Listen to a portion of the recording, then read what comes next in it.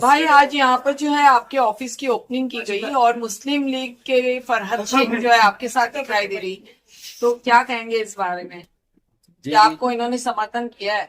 जी अल्हम्दुलिल्लाह। देखिए वो उसका जवाब तो इंशाल्लाह मेरी बहन आपको देंगे। अभी देखिए कि कैसा है कि हम लोगों की अभी पहली ऑफिस की ओपनिंग हुई है, जैसा कि हम लोगों ने अभी मेन रोड पे यहाँ पर ऑफिस ली और इंशाल्लाह ताला आने वाले वक्त में और भी ऑफिस की ओपनिंग है और उसमें इंशाल्लाह ताला हर जगह भी हम लोग साथ में दिखेंगे। अब समर्थन के बारे में तो बहन बोलेंगी, लेकिन मैं आपको बताते चलूं कि मेरी बहन ने बहुत बड़ी कुर्बानी दी है। इन्हें भी कैंडिडेटशिप दी गई थी इनकी पार्टी की तरफ से, लेकिन इन्होंने वो मना कर दिया, कैंसिल कर दिया कि इस वजह से कि सिर्फ यहाँ पर मुस्लिम वोटों का बंटवारा ना हो, यहाँ पर हमारे शहर के वोटों का बंटवारा ना हो। और अगर हम लोग आज यहाँ से अपने अपने लोकल आमदार को जीता सकते, एक लोकल आमदार हम यहाँ ला सकते, तो इस वजह से मेरी बहन मेरे साथ हर जगह है अभी इंशाल्लाह ताला, और हम लोग यानी मिल करके इसको प्रचार को आगे करेंगे। सेब भाई, आप जो चुनाव में खड़े हैं, किस मुद्दे को लेकर आप चुनाव में, किस मुद्दे को लेकर चुनाव लड़ेंगे? देखिए मुद्दे ही मुद्दे हमारे शहर के, लेकिन हमारा जो सबसे यानी मेन अहम मुद्दा है, आपको पता होगा कि जैसा हम आवाम से वादा भी कर रहे हैं, हम यानी कंटिन्यूसली हमारी स्पीचेस में भी बोल रहे हैं कि अगर हम लोगों को इख्तियार मिलता है तो हम लोग तोरण को सबसे पहले यहाँ से हटाएंगे और जो रिजर्वेशन जमीन हमारे बच्चों के मुस्तकबिल के लिए, चाहे वो खेल का मैदान हो, कॉलेज हो, तालीमी इदारों के लिए आई है, स्कूल के लिए आई है, जिसपे आज यहाँ के लोगों ने, जो यहाँ के मौजूदा आमदार है, उनके लोगों ने कब्जा करके बैठे, हम वो कब्जे से बाहर लाएंगे इंशाल्लाह ताला। आने वाले वक्त में यहाँ पर तालीमी इदारे बनाएंगे जिससे हमारे शहर के हर बच्चे को हम पढ़ा सकें। साहब भाई, चुनावी वादे तो बहुत होते हैं, लेकिन जीतने के बाद अक्सर आमदार या खासदार जो भी होते हैं वो अपने वादों को पूरा करने में असमर्थ रहते हैं। तो किस तरह से आप मुमरा की आवाम को जो है अपनी तरफ खींचने की कोशिश करेंगे?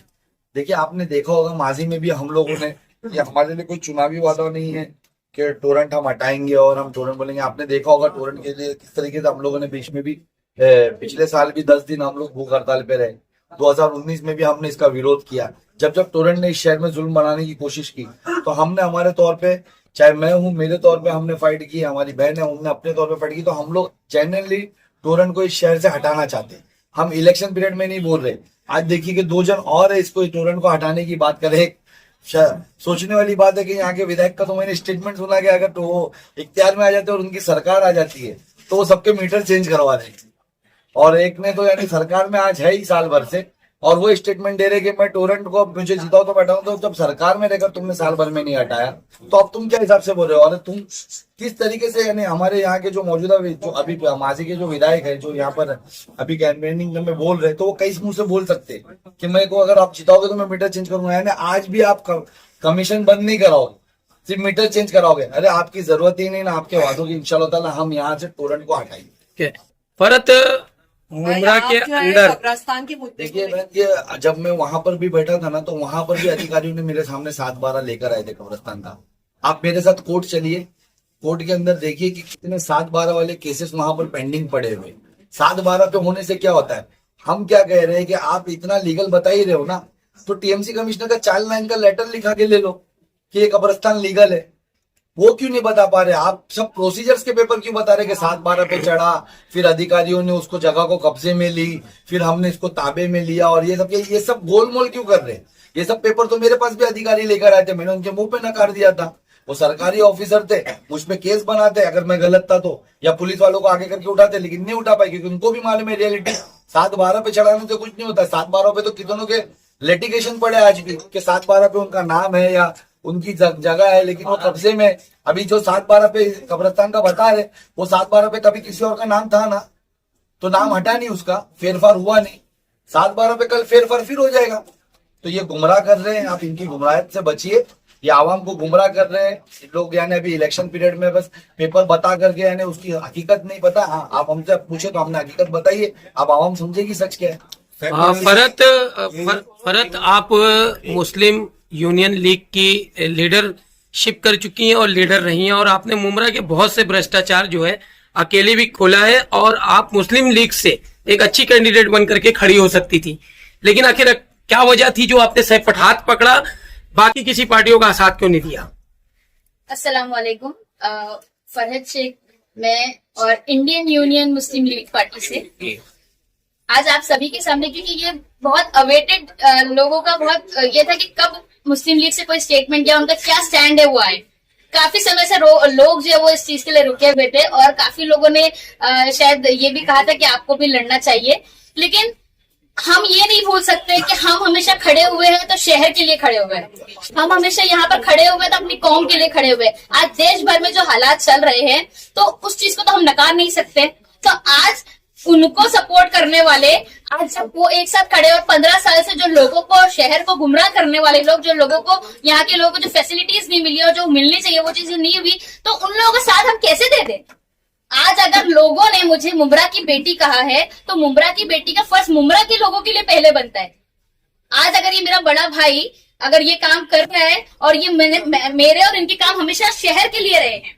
आपने अगर देखा होगा तो इससे पहले भी हमने पूरी कोशिश की, मैंने कहा था टोरेंट के लिए अगर जो खड़ा रहेगा मैं उसके साथ हमेशा खड़ी हूँ। आप बोलोगे तो मैं अपना पार्टी का बैनर हटा के भी खड़े रहने के लिए तैयार हूँ। तो ये शहर के मामला है। अगर आप कहोगे तो ये बस बात यही थी कि मैंने मेरे भाई का साथ दिया। मैंने भाई का साथ इसीलिए दिया क्योंकि हर कोई ये जो है ना अपनी ये कोशिश में लगा था। लोगों ने ये बताने की कोशिश की कि भाई सिर्फ जो है वो ये दो पार्टियां, तो मेहरबानी करे ये जो थाना के इम्पोर्टेड कैंडिडेट्स है ना, इनका तो अब हमको बाइकआउट करना है।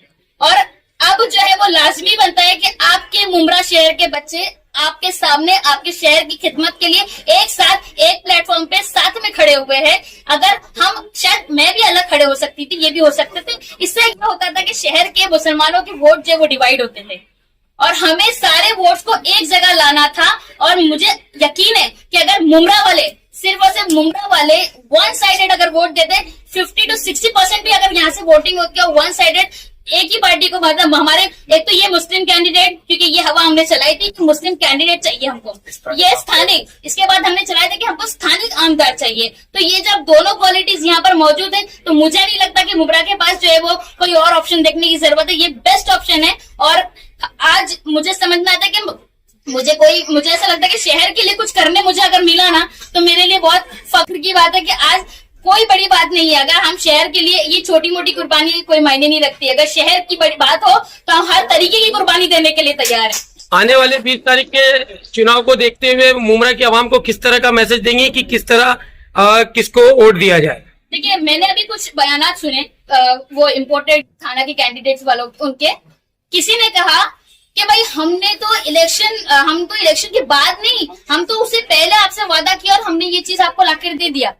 तो मैं ये सोचती हूँ, एक माइंड सेट है, मैं आपके सामने ये क्रिएट करना चाहती हूँ, लोगों के सामने, ये वोटर्स के सामने, कि जो बंदा सत्ता में नहीं है, पावर में नहीं है, तो भी तो काम कर रहे हैं ना, तो उसको सत्ता में लाने की जरूरत क्या है? काम तो वैसे भी निकाल सकते हैं उससे हम लोग, सही बात है कि नहीं? तो उसको लाने की जरूरत क्या है? पहली पॉइंट। और रही बात दूसरे की, जो 15 साल से यहाँ काबिज है, उसको तो लोगों ने अच्छा खासा वो इस इलेक्शन में उनको जो वो बता देंगे कि अब जो है बाहर के लोगों की जरूरत नहीं है। मुमरा के बच्चे, मुमरा की बेटी, उसका भाई ज़हीर पठान इतने कैपेबल है कि अपने